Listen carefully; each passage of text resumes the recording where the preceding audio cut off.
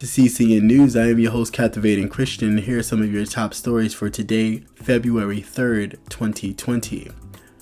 Coronavirus update, the latest news on the outbreak and the global response.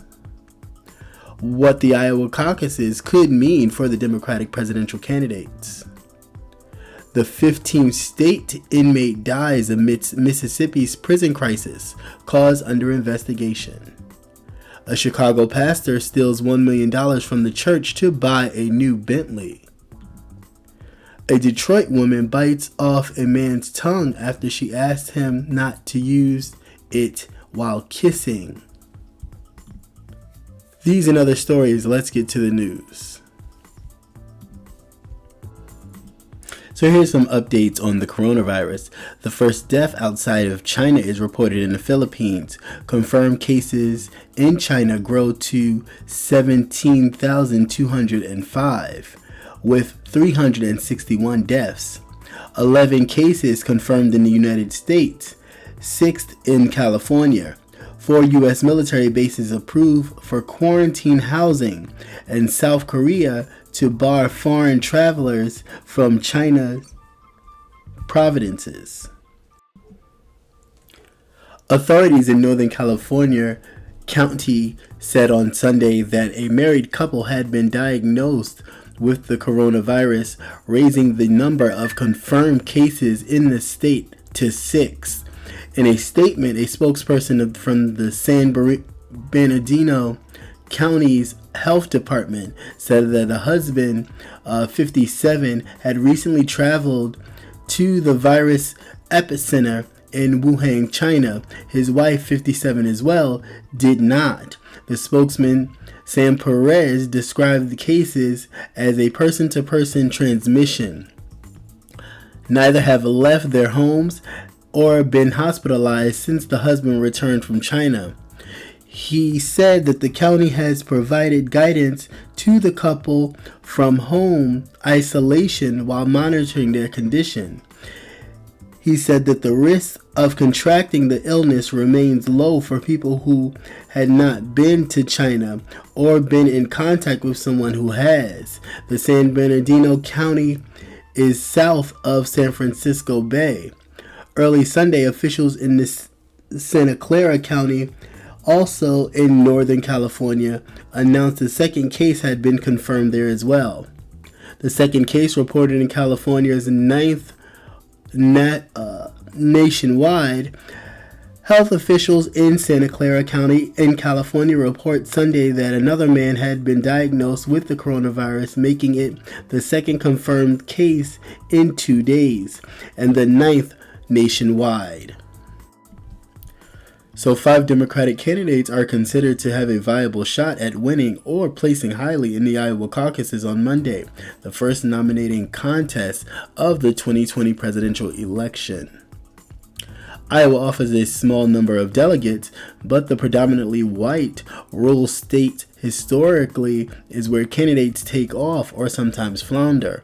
Since 1996, every Democrat who has won the caucuses has gone on to secure the party's nomination. We have Joe Biden, former Vice President Bernie Sanders, who is the U.S. Senator of Vermont, Elizabeth Warren, who is the U.S. Senator of Massachusetts, Pete Buttigieg, who is the former South Bend, Indiana mayor, Amy Klobuchar, who is the U.S. Senator for Minnesota. Another state inmate's death has been reported in Mississippi at the Wilkinson County Correctional Facility Management and Training Corp, officials say. Jesus Garcia, age 39, was found laying in his cell on Saturday. He was unresponsive. Medical personnel was called to begin life-saving measures, but was unsuccessful, according to the release. Garcia, who was pronounced dead at 12:52 p.m., the cause and manner of his death are under investigation. There was no obvious signs of assault, prison officials say. Garcia, who was serving a 20-year sentence for capital rape from a DeSanto County case. He is the 15th inmate to die since December 29th and the 5th in a little more than a week. Faith can be a very lucrative business. While some question its relevancy in today's society, black mega churches are still ranking in high earnings from their congregations. The massive inflow of cash can lead some pastors to do questionable things to make personnel profits. There was a case of one in Chicago-based pastor being accused of stealing nearly $1 million from his church foods program designated for needy children to line his own pockets and wild splurges, one of being a brand new luxury car. According to the federal prosecutors in the case, Reverend Clarence Smith Jr., who led the New Life Impact Church for many years, was indicted on fraud charges for taking more than $900,000 from the federal funded children and adult care food program through the Illinois State Board of Education. Instead of providing food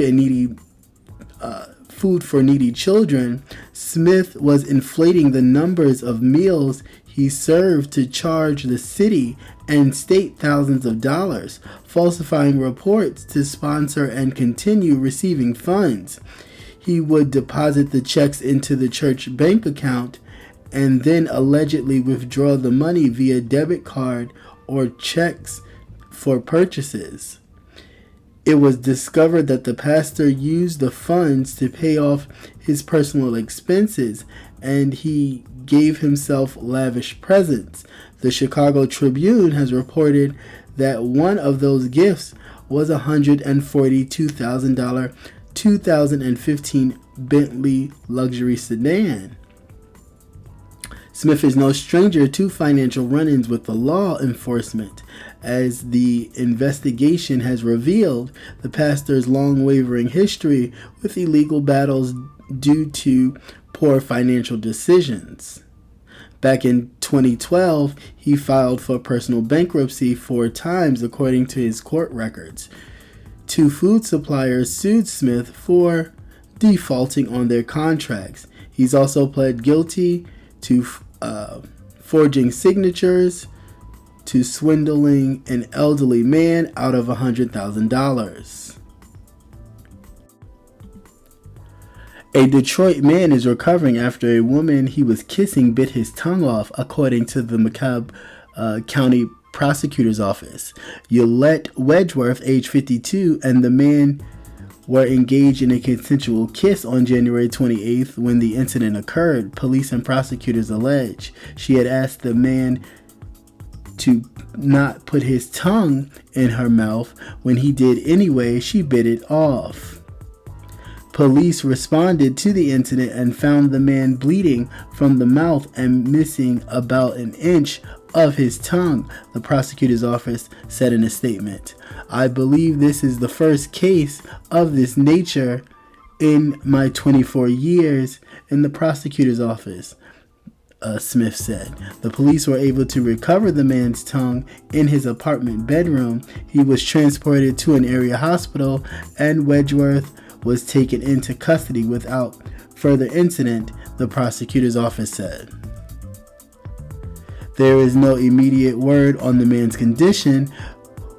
Wedgeworth was charged with aggravated assault and a misdemeanor punishable up to a year in jail and a $1,000 fine. Watching and listening to CCN News.